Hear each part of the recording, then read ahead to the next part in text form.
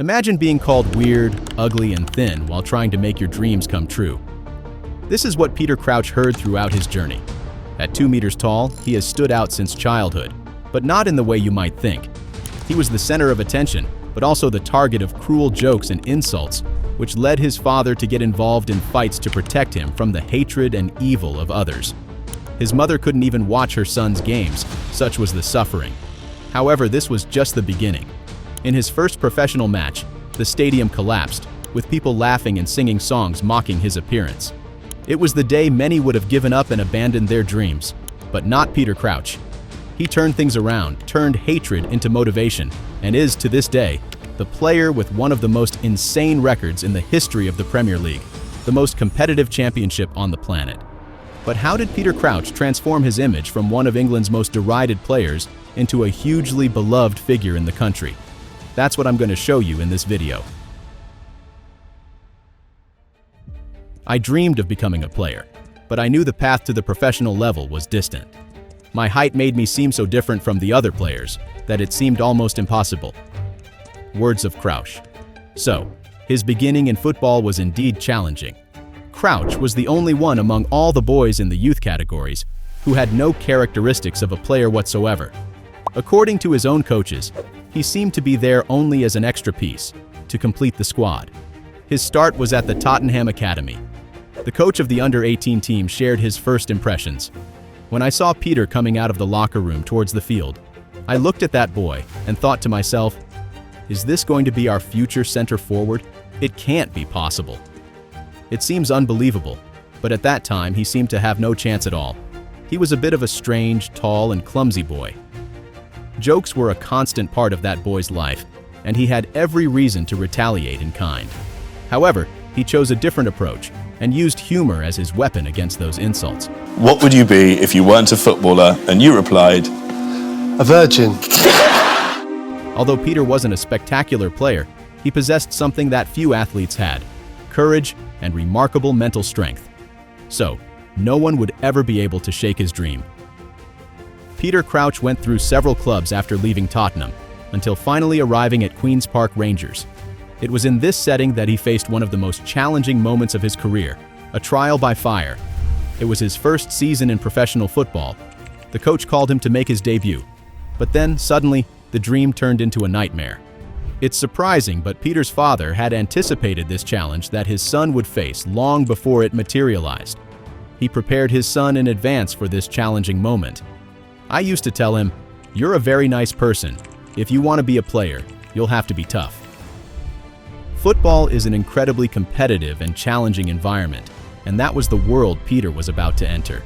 As a father, I was preparing him for what was to come. Peter Crouch was called, and the stadium simply stopped. The whole crowd began to laugh and chant, mocking songs about him. I walked in and suddenly hear that crowd laughing at me. It was purely because of my appearance. They had never seen me play. At that moment, it was a devastating impact for a young man of just 19 years old. He practically hid throughout the game, avoiding touching the ball most of the time. Such was the atmosphere that day. After the match ended, his father printed several articles that criticized Crouch and gave them to him, as a way of motivating and encouraging his son. Sometimes I would cry at night, and there were times when I almost gave up completely. However, it was my dream, and amid these challenges, hopes for a better future arose, as some teams still showed interest in hiring me. Peter left Queen's Park Rangers with 12 goals in 42 games before joining Portsmouth, where he enjoyed one of the best years of his career. His arrival at this English club was seen as an extremely risky bet. Portsmouth's director of football at the time even said, "People said to me at the time, 'Are you crazy? Paying £1.5 million for a basketball player?' It was a lot of money back then, but I believed in the kid." Really is absolutely enormous. Genetically modified, he must be. At Portsmouth, Crouch realized he needed to play more than everyone else because few believed in his potential, and it worked really well. It was Crouch! Peter Crouch puts Portsmouth into the lead! Peter left Portsmouth with 19 goals in 39 games, earning the club's Player of the Season title in 2001-2002. He then spent the next 4 seasons at Aston Villa, arriving as the club's record signing. However, he did not live up to expectations, and in the summer of 2004, he moved to Southampton. The most surprising thing is that, in all the presentation conferences of the teams where he was hired, his first words were always dedicated to justifying his height. Such was the impact of his trauma. Obviously, my height's my game, just my height. At Southampton, I began to accept myself, as I realized that my height could be a lethal weapon against opponents, stated Peter. There, the media headlines changed drastically. The articles that used to mock his height began to praise his stature. What was previously a problem for the media turned into a solution, as Peter Crouch not only stood out as an exceptional finisher with his feet, but also with his head.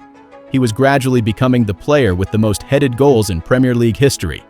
At Southampton, he scored 16 goals in 33 matches. His impressive performances earned him a call-up to the English national team and caught the attention of Liverpool, who signed him for the next 3 seasons. At Liverpool, Peter Crouch faced another challenging moment. He went an incredible 18 games without scoring and was booed by over 60,000 people due to his poor performance. However, he was already accustomed to much bigger challenges and once again managed to rise above. Crouch had a moderately successful spell at Liverpool. He reached the Champions League final in the 2006-2007 season, but the Reds lost the title to Milan. In 2008, Crouch left Liverpool to join Portsmouth and subsequently Tottenham. In total, he scored 42 goals in 134 matches for Liverpool and also contributed to winning the FA Cup title. He believed in himself until the last moment, and defying all critics, Peter reached his peak in 2006 when he was called up for the World Cup, a turnaround worthy of great respect. In July 2019, at the age of 38, he announced his retirement from football as one of the 33 players who scored 100 or more goals in the Premier League, in addition to holding the record for the most headed goals in the history of the championship. Of his 106 goals in the league, 53 were headers. All the humiliation he faced throughout his football journey was rewarded. Stints at top clubs, including Liverpool, titles, memorable goals, a call-up to the World Cup, and the achievement of a historic record. Today, Peter Crouch is a very influential and beloved figure in England.